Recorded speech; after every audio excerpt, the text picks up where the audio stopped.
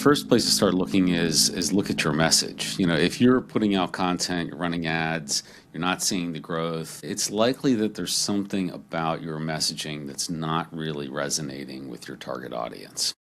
So that would be, my suggestion for the first thing.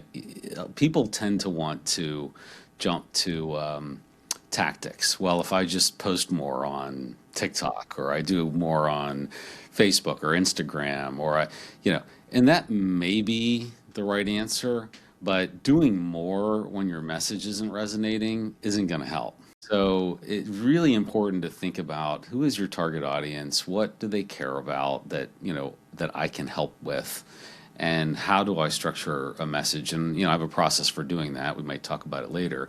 But how do you structure messaging that actually really resonates with your target audience and creates emotion in them? Because emotion is what drives us to action. Right. Yeah, that's great advice. I think often too, we sometimes forget that the messaging should always be audience first and providing value to them.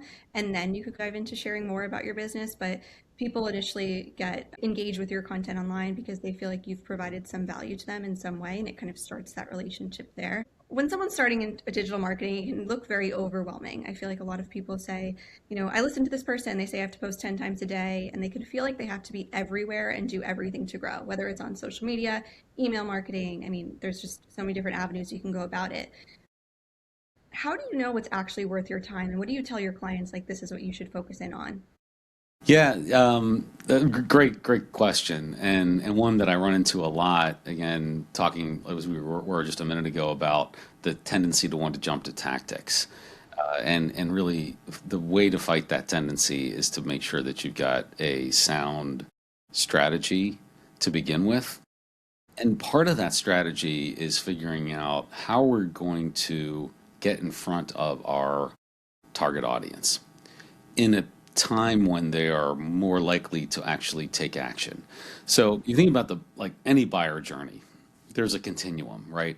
It starts over here with I don't even know who you are, and I may not even know that I have the problem that you solve, right? All the way down to I have a burning need to solve, for someone like you to solve my problem, and I have my credit card or checkbook in hand, and I'm ready to purchase, right? So that's sort of the two extremes, right?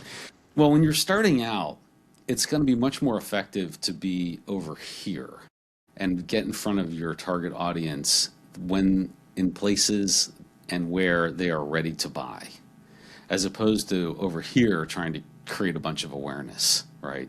Right. That's it's really difficult to do, and it's very ineffective from a marketing, from a time and cost perspective to be over here on the awareness side if you haven't already established a way to be in front of those who are actually ready to buy right now. And that's where if you're starting out or you're retooling, you're launching a new product, that's the place to be because you're going to get the most bang for your buck in terms of the time and effort and money that you spend.